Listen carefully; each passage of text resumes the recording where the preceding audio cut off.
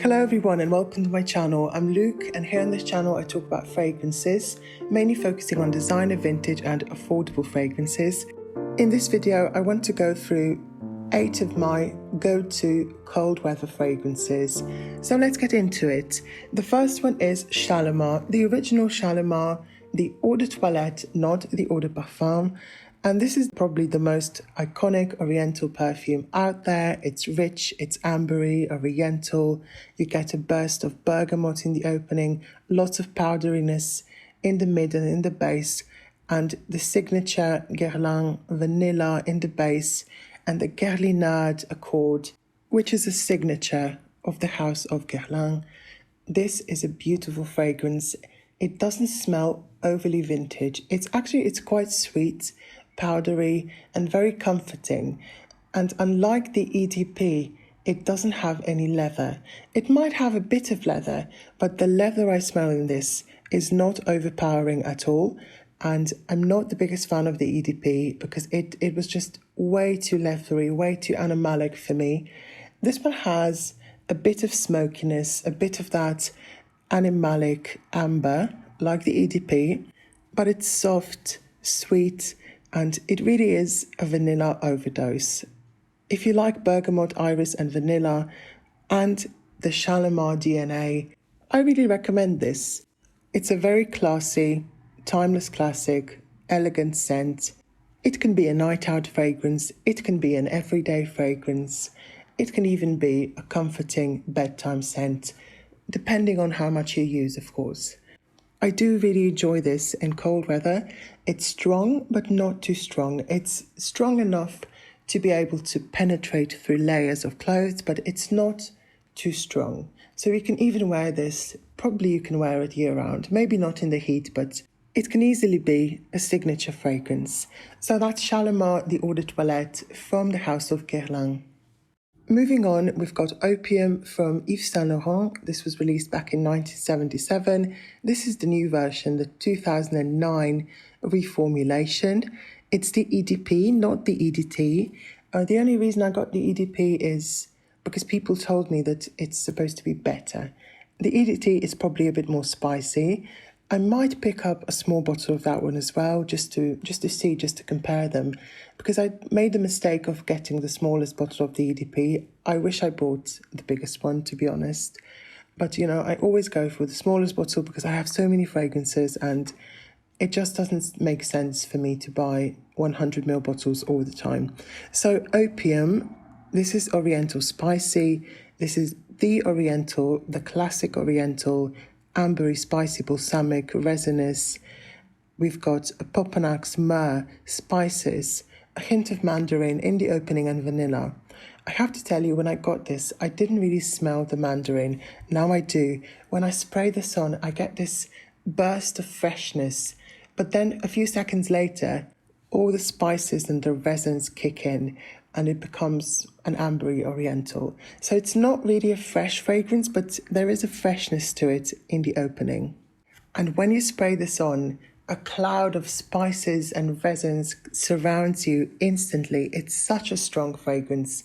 It really packs a punch. When you spray it on, it's super strong. Then it kind of dies down and becomes softer during the day. But if you start moving, or if you get hot and start sweating, this will start projecting like crazy again. And if you do take a shower in the evening, this will reactivate and start wafting again. And it does last on me probably 16 hours. I can still smell it the next morning. It's super strong. It might not have the strongest projection throughout the entire wear, but it's super, super strong. So I absolutely recommend the newer formulation. Of course, it's not as smooth and refined as the vintage one, but it's absolutely stunning. It makes a statement and it enters the room before you. So that's Opium from Yves Saint Laurent. The next one is Dior Addict from 2002. This is an absolute classic and one of the best vanilla fragrances of all time. I don't know why I've stopped talking about this on my channel, but I should start again because I just got a new bottle back in August and I have to say it still smells amazing. Dior Addict is, in my opinion, the best mature vanilla fragrance. This is not cakey, it's not juvenile, it's this complex, rich, deep, powdery vanilla, and it has this mouth-watering quality. It's very dry and sophisticated, but also sweet. The only 4 notes listed are mandarin leaf, orange blossom, jasmine sambac, and bourbon vanilla.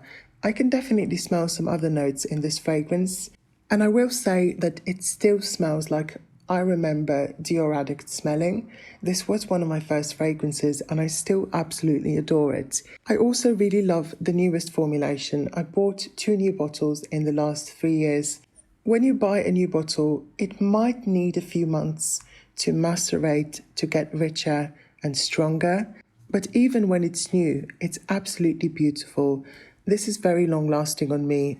Good projection. It lasts about 10 hours on me. I only do about 6 sprays and I can smell myself all day, sometimes even until the next morning. So no complaints about the performance, no complaints about the formulation. Even though some people absolutely trash the newest formulation, I just don't agree. I think it smells amazing. So that's Dior Addict, the EdP from the House of Dior.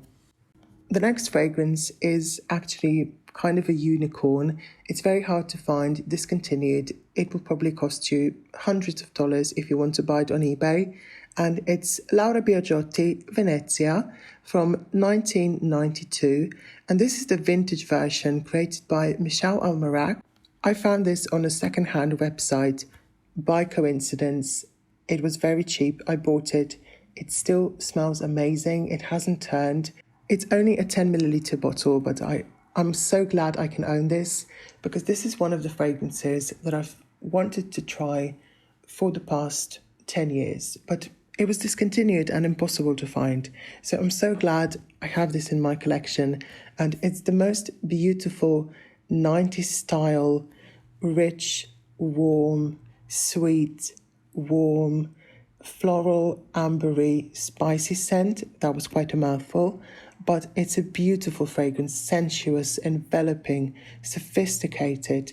It has fruits, florals, spices, amber, vanilla, benzoin, and some other notes as well.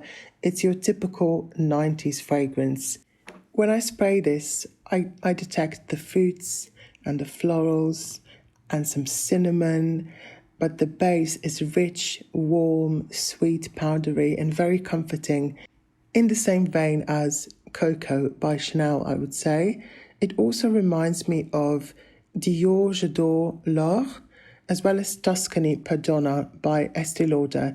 And this is simply one of my favorite scent profiles, those ambery, floral, spicy scents from the 90s. I guess you would call them rich florientals. And I have a video on florientals. I'll link it down below.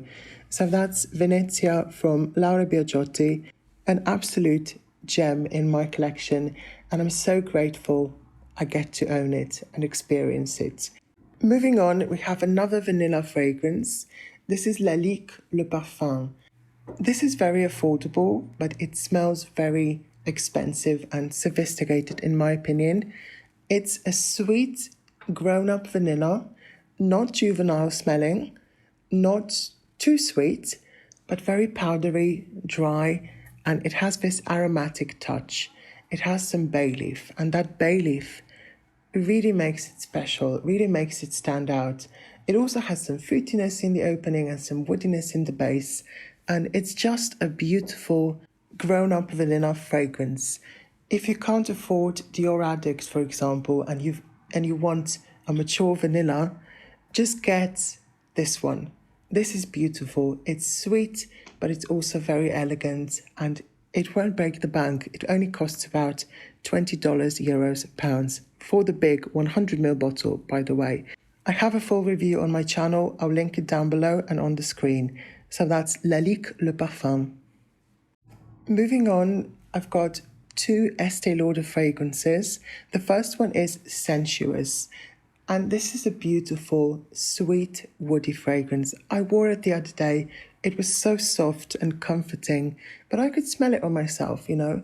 When I got it, the performance wasn't the best, but now it got a bit stronger, so I'm really happy with the performance. It used to be discontinued, but from what I hear, it's available again. So grab it while it's still available. It's a very nice, sweet, powdery, woody scent. You get some sandalwood, honey, amber, some white florals, a hint of mandarin and pink pepper. But the best part of this is the honeyed, sandalwoody base. It's creamy, smooth, woody, powdery, comforting.